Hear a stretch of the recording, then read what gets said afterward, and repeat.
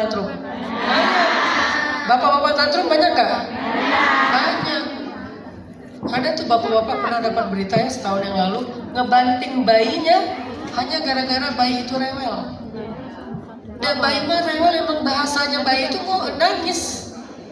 Dia lapar nangis, haus nangis, pup nangis, pipis nangis, sakit nangis, ngantuk nangis, mau main nangis, kan gitu kan? Jadi nangis adalah bahasa bayi, bukan masalah.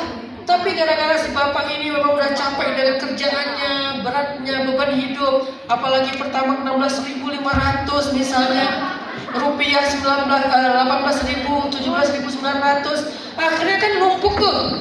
Jadilah mental exhaustion, lelah secara mental. Ke-trigger kecil aja, ternyata apesnya yang men-trigger dia adalah bayinya yang nangis rewel, dibanting meninggal.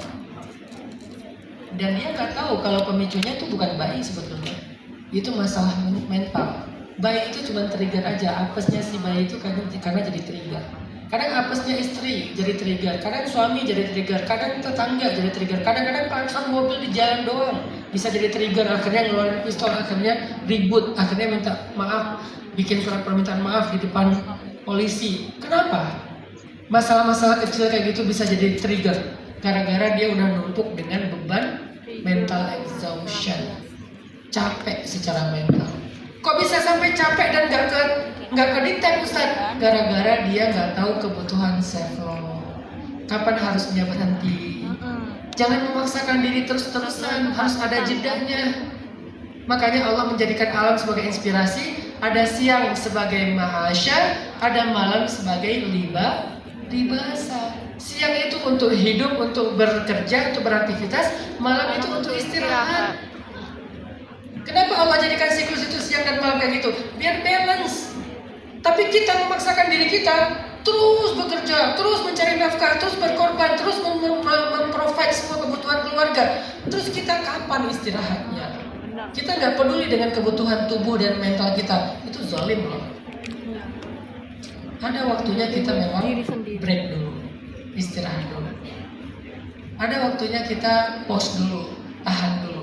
Ada waktunya kita mundur dulu, nggak perlu maju terus-terusan. Ada waktunya kita relax dulu, nggak perlu tegang terus. Ada waktunya kita senyum dulu, nggak perlu cemberut terus. Itulah hidup teman-teman. Jadi self love adalah ritme tentang bagaimana kita menyeimbangkan antara kepedulian kita kepada orang lain dan juga kepedulian kita terhadap diri sendiri. Kalau baterai sosial kalian habis, jangan paksain. Nanti malah jadi ngerusak suasana. Ada kan orang yang karena nggak enak tetap nongkrong kan? Karena nggak enak tetap misalnya aktif di grup. Karena nggak enak, padahal dia datang nggak siap secara baterai sosialnya. Pas udah dipaksain, apa yang terjadi? Ngomong aja di tengah-tengah geng. Lagi nongkrong nggak pada ikut ngobrol. Akhirnya yang lain jadi bete. Akhirnya jadi clash. Awalnya kenapa? Dia memaksakan diri. Kenapa nggak pamit aja sih? Maaf ya, aku belum bisa datang. Baterai sosial aku nih lagi drop. Ya, bahkan anak-anak Gen Z sekarang udah biasa ngomong kayak gitu. Aku pengen sendiri dulu ya, baterai sosial aku lagi habis nih. Oh ya udah nggak apa-apa. Mereka udah ngerti tuh kebutuhan itu. Nggak harus selalu bareng-bareng kan? Nggak harus selalu ketemu, nggak harus selalu angkat telepon. Kalian berhak banget untuk tidak mengangkat telepon kalau kalian nggak siap. Kenapa jadi people pleasure asal ditelepon harus diangkat? Apalagi ada yang nelfon tuh ngeyel, ditolak sekali atau nggak diangkat sekali, nelfon lagi. Nggak apa-apa kalau kalian ada tipe orang yang kalau udah nelfon nggak bisa sebentar, minimal setengah jam. Gitu kan? Itu kan menyedot baterai banget kan ya? Saya kalau ada temen yang kayak gitu nggak selalu saya angkat kok. Dan saya memahamkan dia lah. Bukan saya marah, bukan ada masalah. Saya lagi nggak siap aja, lagi capek. Karena walaupun basa-basi doang kan itu lumayan nyedot kan. Kita harus ngimbangin obrolan dia lah gitu.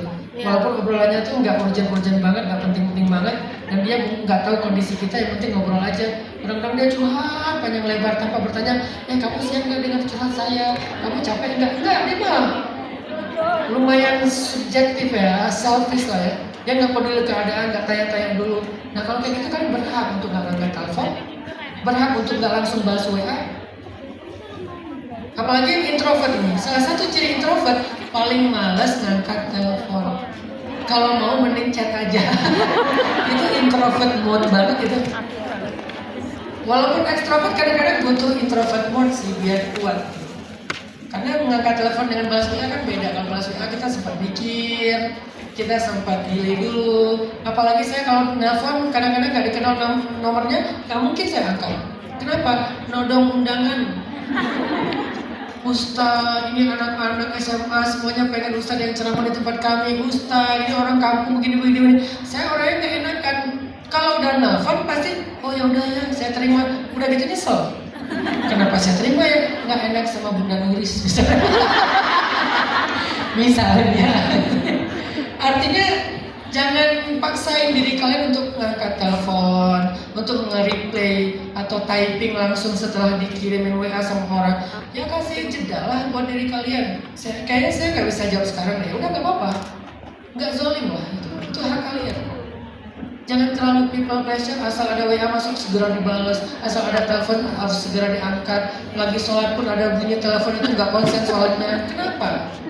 Apakah kalian nggak penting? Hanya orang lain aja yang penting gitu? Kita juga penting loh. Diri kita penting, keluarga kita penting, yang lain juga penting sama pentingnya. Makanya berikanlah porsi masing-masing. Jangan semuanya disedot sama orang luar. Kapan bagian keluarga? Atau jangan semua disedot orang luar dan keluarga. Kapan bagian kita? Ini self love.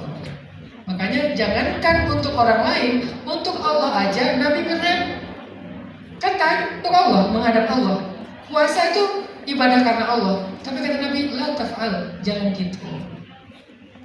Ibaratnya jangan keteleponan sepanjang malam lah sama Allah. Istirahatlah, gitu coba. Ngobrol sama Allah sepanjang malam aja kata Nabi, jangan, istirahat. Karena jiwa tubuh kamu, mata kamu ada hak. Padahal kita ngobrolnya sama Allah yang maha baik, yang maha penting dalam hidup kita. Itu aja kata Nabi, la taf'al, jangan gitu. Apalagi manusia. Terus di mana zolimnya kalau kita nggak angkat telepon? Di mana jahatnya? Di mana egoisnya? Di mana memutuskan silaturahimnya? Enggak kok. Apalagi kalau yang menghubungi kalian cowok toksik yang memaksakan hubungan yang kalian nggak pengen. Jangan pernah kalian merespon mereka karena nggak enak. Itu malah lebih bahaya. Kalian kayak kasih harapan, padahal nggak ada niat kasih harapan, malah lebih nikat gitu. Kalian harus belajar enak untuk menolak. Belajar tegas untuk mengatakan tidak selama itu bukan sesuatu yang merugikan orang lain atau zalim sama orang lain. Kalau itu sesuatu yang menjadi hak kita, maaf nggak bisa. Harus bisa bilang enggak. Karena kalau semua yang diminta kita bilang ya udahlah nggak apa-apa, kalian bakal drop banget baterai sosialnya, capek. Dan kalau kalian udah drop baterai sosialnya karena kalian nggak mempedulikan hak diri kalian sendiri, nanti lama-lama tuh kalian akan mental exhaustion. Triggernya siapa? Kadang-kadang orang dekat yang cuma masalah sepele, kalian meledak, kasihan dia. Makanya jangan sampai itu terjadi kan. Jangan sampai kita udah mental exhaustion, udah burn out, apesnya orang terdekat. Burn out di Hong Kong, 5 tahun gak pulang-pulang. Begitu pulang di bandara, hanya gara-gara telat dijemput dikit, meledak. Padahal baru aja ketemu keluarga udah meledak. Kasihan mereka. Padahal mereka salahnya nggak fatal, tapi salahnya mereka jadi trigger yang fatal. Gara-gara kita udah capek 5 tahun. Jadi kayaknya butuh banget deh teman-teman pejuang di Hong Kong ini untuk peduli juga tentang diri sendiri. Saya butuh apa? Saya cari apa? Saya pengen apa? Dan apa yang bikin saya bahagia? Coba cari jawaban dari 4 hal ini. Apa yang saya cari? Apa yang saya inginkan? Apa yang saya butuhkan? Apa yang bikin saya bahagia? Apa yang bikin saya feel alive? Feel alive itu merasa hidup. Karena nggak semua yang bernyawa itu hidup. Banyak yang bernyawa bergerak tapi dia nggak hidup. Kayak zombie. Gini ya. Kerja, masak, beres-beres tapi gini. Itu capek banget hidup kayak gitu.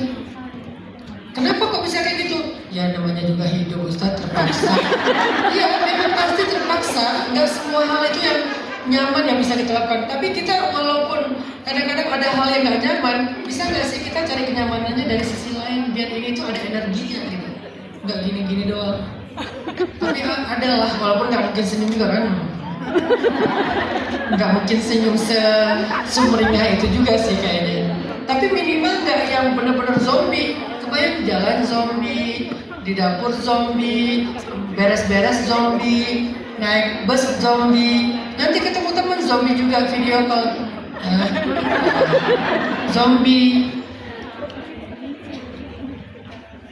Jadi teman-teman coba tanya ke diri kalian, saya cari apa?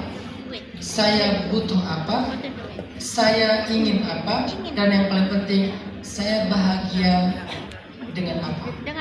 Apa yang bikin saya bahagia? Dan perjuangkanlah itu. Selain kalian juga sangat ngerti tentang apa yang dibutuhkan keluarga kalian, dan lalu kalian perjuangkan. Misalnya, apa yang paling dibutuhkan anak-anak? Nafkah bulanan. Berjuang siang malam kerja biar memenuhi kebutuhan mereka. Apa yang paling bikin anak-anak bahagia? Dikirimin hadiah. Berjuang biar bisa beli hadiah, kirimin buat mereka, just tip ataupun bawa sendiri. Apa yang bikin anak-anak misalnya happy? Di telepon, video call. Walaupun lagi repot, lagi capek, belum bisa, tetap maksa-maksain video call. Kenapa kalian bisa berjuang untuk kebahagiaan dan kebutuhan keluarga, tapi tidak memperjuangkan itu juga untuk diri sendiri? Terus gimana Ustaz biar kita bisa self love? Coba penuhi 4 hormon.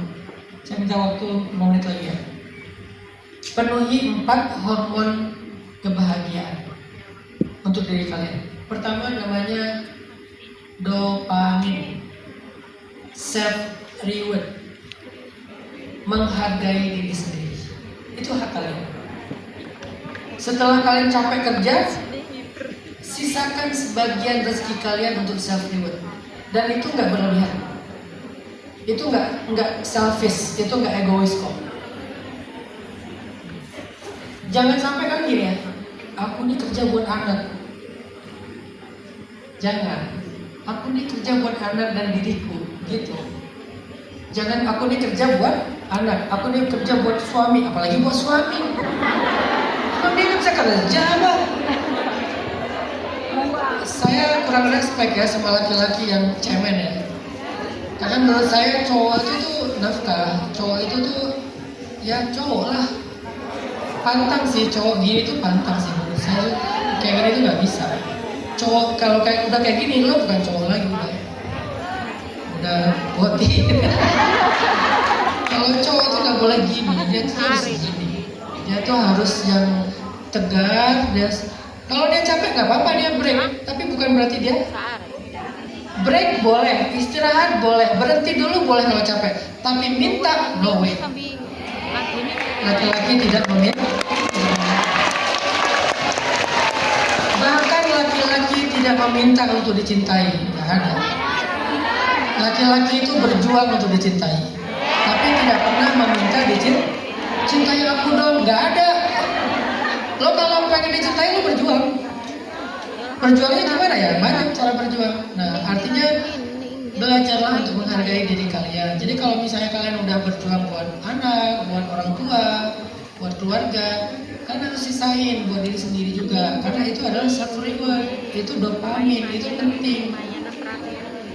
Dan kadang-kadang self reward itu bukan hanya dalam bentuk materi, bisa juga dalam bentuk yang lain. Kayak misalnya kan cinta itu ada 4 bahasanya kan. Bahasa cinta itu kan love language itu ada 4 kan. Yang pertama adalah act of. Nah, kalau kalian pengen self reward dalam bentuk act of service ya udah kalian service diri kalian. Service-nya gimana? Berendam air hangat kek. Atau kalian pakai apa tuh namanya itu yang sabun-sabun buat spa lo. Kan banyak ngomong tuh, soalnya Umi kalau kesini selalu beli itu. Yang aromaterapi dan herbal kan, bukan yang kimia tuh, yang organik. Itu ditaruh di bak mandi itu. Ada gak sih bathtub gitu? Rata-rata punya bathtub kan? Nah, itu act of service self reward itu. Seminggu sekali, nggak usah tiap hari sih. seminggu sekali, 2 minggu sekali, udahlah santai. Itu act of service. Kalau saya act of service-nya adalah misalnya nih, saya apa ya? Ya adalah. Yang kedua, love language yang kedua apa? Give ya. Give. Ya udah kalian belanja kayak gitu, makan enak gitu. Sayyidah Maryam, setelah beliau berjuang 9 bulan hamil, lalu melahirkan Sayyidina Isa di atas bukit, bagaimana cara Allah ngasih penghargaan buat Maryam di surat Maryam? Wa huzzi ilaiki bi jiz'in nakhlah tusafit alaiki rutuban janiyah. Makan enak, yaitu korma muda. Kemudian keluar mata air di bawah kaki Maryam. Terus Allah bilang, fakuli washrabi, makanlah dan minumlah, wa qarri aina, bersenang hatilah. Ternyata Allah aja ngajarin self reward kepada Sayyidah Maryam dengan makan, minum, dan bersenang-senang. Setelah apa? Setelah berjuang 9 bulan hamil dan melahirkan Sayyidina Isa. Jadi berhak Maryam kalau sekarang pengen nyaman dulu, dikasih makan enak, dikasih minuman mata air yang segar, lalu senangkan hati kamu sebentar. Jangan terus-terusan udah habis ngelahirin mikir menyusui, mikir membesarkan anak. Break dulu. Sehingga Allah bilang fakuli wasyrabi wa qarri aina, minumlah dan bersenang hatilah. Itu namanya surat Maryam. Karena sejuta. Give. Kalian mau makan enak apa di sini? Ya kadang tapi cari yang halal anak ya. Tapi juga pengen bahagian wawaku dewa. Karena saya pernah trauma juga di sini. Pengen percaya diri dan sebagainya. Intinya membahagiakan diri. Gak apa ya Bunda cerita ya. Jadi Bunda Nuris dulu tuh pernah ngasih anak saya sama Aisyah sama Maryam waktu kecil, sekarang udah kuliah mereka. Dikasih itu apa? Ramen. Dikasih ramen pedas. Kalau di rumah kan saya ngejatah ya, anak-anak boleh makan mie instan itu kan sebulan sekali kan, dan nggak boleh pedas-pedas banget kan. Jatah mereka udah dipakai di Indonesia, jadi bulan ini udah nggak ada jatah. Pas ke Hong Kong sama Bunda dikasih ramen yang paling pedas, yang level berapa gitu, sampai muka Maryam tuh merah. Itu di kos WB itu. Mana kan saya bilang ini nggak halal, kata Bunda halal Ustaz halal gitu kan, kayak Bunda gitu kan. Nggak halal Ustaz ya gitu kan ya. Pas saya periksa isinya apa coba? Powder tulang babi. Ada banget Bunda. Ada powder tulang. Jadi nggak semua yang namanya kemasan-kemasan kayak gitu hati-hati. Jadi boleh self reward tapi yang halal, jangan yang syubhat. Nanti jadi penyakit baru. Apa penyakit yang paling bahaya dari makanan haram? Doanya ditolak. Kalau kita makan nggak dijamin halal, kita ada masalah, ya Allah anak saya mau ikut ujian ditolak, ya Allah suami saya lagi galau ditolak, ya Allah ibu saya lagi sakit ditolak, gara-gara apa? Makanan tidak halal. Kalian tinggal di negeri yang minoritas, jadi perhatikan, boleh makan enak, tapi wah ini halal, ada labelnya. Kalau ada labelnya ternyata mengandung yang lain, bukan tanggung jawab kita, tanggung jawab yang bikin Dopamin. Yang kedua, oksitosin, hormon cinta. Kalau kalian lagi drop, kalau kalian lagi capek, selain hargai diri kalian lewat kata-kata, lewat gift, lewat act of service, coba yang kedua, kalian hargai cinta yang ada dalam hidup kalian. Belajar mencintai dan hargai cinta yang ada dalam hidup kalian. Belajar mencintai, karena kita nggak bisa hidup tanpa mencintai seseorang. Aku benci sama dunia ini. Oh berarti bahaya itu. Harus ada yang kita cintai. Kucing, apalagi kelinci. Kalau laki-laki mungkin buaya. Apalagi tuh hewan peliharaan gitu kan ya. Atau mencintai orang, ibu, ayah, kakak, adik, kalau udah punya keluarga kita sendiri, pasangan halal, anak-anak, itu harus ada yang kita cintai. Kenapa? Karena mencintai itu adalah sebuah energi positif. Kalau kita nggak belajar mencintai, cuma membenci atau flat aja, kita nggak punya energi positif. mulai hari sama nih. Itu namanya oksitosin dan dicintai, mencintai, dicintai. Dicintai ini apa maksudnya? Cari Anak orang yang grup bisa tembok. menghargai kalian, mencintai kalian. Jangan memaksakan diri kalian di sebuah circle yang tidak menerima kalian. Betul. Kalian pernah ngerasain ada grup sepi nggak? Grup sepi banget berbulan-bulan. Itu tandanya mereka udah bikin grup baru di sebelah. Makanya jadi sepi. Kalau itu terjadi berarti kalian sebetulnya nggak diterima di situ. Ya udahlah, nggak usah paksain diri kalian di situ, live aja udah. Daripada kalian caper-caperan broadcast di situ. Aku lagi masak ini, nggak ada yang replay.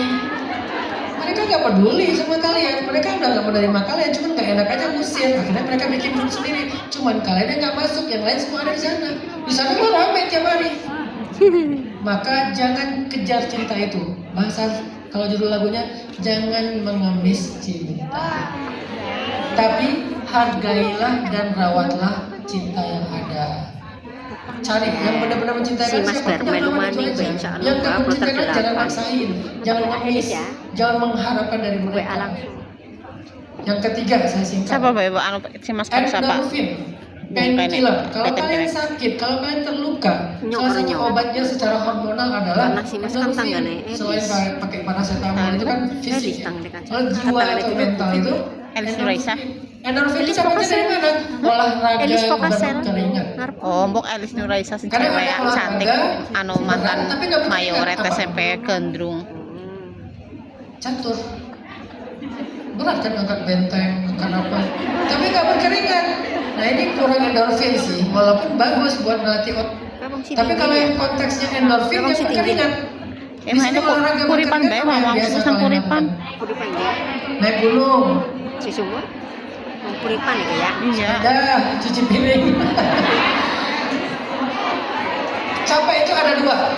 Ada capek yang menguras, ada capek yang mengisi. Kalau kerja itu capek yang menguras. Walaupun berkeringat itu menguras. Tapi kalau olahraga capek juga, tapi dia mengisi. Makanya bukan berarti Ustaz kita udah capek kerja disuruh olahraga. Beda. Karena kerja itu capek yang menguras energi, menguras mental kita. Tapi kalau endorfin atau olahraga, capek yang recharge, mengisi. Jadi walaupun udah capek kerja, kita juga butuh capek yang berkeringat olahraga. Cuman jangan dibarengin waktunya. Cari waktu jeda, olahraga seminggu sekali, lari kayak jogging, jalan kaki. Kalau di rumah itu ada treadmill, pinjam pakai treadmillnya setengah jam seminggu sekali atau berapa hari sekali. Itu penting. Yang terakhir, serotonin, mood stabilizer. Kalau mood kalian swing, sekali happy, sekali bete, happy, bete, pokoknya swing mood banget, maka cobalah stabilkan mood kalian dengan serotonin. Apa yang bisa kita lakukan buat serotonin? 2. 1. Ibadah, prayer, doa, zikir, baca Quran, baca buku sirah nabawiyah, sholat malam. Itu serotonin itu bagus sekali. Yang kedua, pergi ke alam. Tapi jangan konten. Di alam live terus gini-gini. Nggak usah. Di alam mah nggak usah nge-live. Kalian jangan jadi konten kreator, terapi deh. Terapinya ngapain Ustaz? Grounding. Kalau lagi ke tempat-tempat yang kayak rumput gitu, jangan pakai alas, jalan kaki ketemu dengan rumput, energinya bagus. Ketemu pohon, peluk. Ya itu bagus. Sentuh minimal, kalau nggak berani peluk, tidak takut dikira orang gila, pegang tuh pohon tuh. Karena itu ada terapinya, energi positif. Duduk yang lama di bawah pohon. Kenapa? Oksigen di bawah pohon itu lebih murni daripada oksigen yang jauh dari pohon. Kalau yang jauh dari pohon, oksigennya udah bercampur kimia. Dan itu nggak sehat buat kepala kita, otak kita. Kalau di bawah pohon masih 100% oksigen murni. Bagus buat otak kita. Sekarang oksigen murni aja diperjualbelikan mahal-mahal. Kenapa nggak cari pohon gede aja? Dan itu bagus. Pohon semakin besar, semakin bagus kualitas oksigennya. Semakin tua, semakin bagus kualitas oksigennya. Nanti kalian keluarkan karbonnya diserap sama dia, oksigennya kalian ambil. Sepenting itu pohon bagi kita, alam bagi kita. Semoga 4 hormon ini bisa menjadi pencarian kita kalau kita ingin mulai memberikan sedikit ruang untuk diri kita sendiri, memberikan reward untuk diri kita sendiri. Dopamin, oksitosin, endorfin, serotonin. Hormon self reward atau menghargai diri sendiri, hormon cinta, hormon menghilangkan rasa luka atau painkiller, Nomor bot dan tidak pernah hormon Betul, menstabilkan luar. mood dan suasana hati. Kak, mulai kapan sih? Allahu a'lam. Sebelum kita beritahu masuk ke nanti sesi gue tanya jawab, mari kita agar beri is full sebentar banget kan dengan suara itu salawat kok bersama, kemana. sambil nanti ada edaran sorban apa namanya? Sorban sorban sedekah. Kenapa sih Ustaz ada sorban sedekah? Karena pengajian kita bukan hanya tentang berbagi ilmu, tapi juga kita belajar berbagi rezeki atau berbagi kepedulian. Jadi hasil dari sorban sedekah itu sebagiannya akan dipakai untuk membantu adik-adik atau anak-anak kita di panti asuhan, pesantren, dan juga sebagiannya dipakai buat kebutuhan kegiatan dakwah. Jadi mari kita sama-sama bersolawat sambil kita sisihkan sebagian rezeki kita untuk kepedulian kita kepada sesama. Sallallahu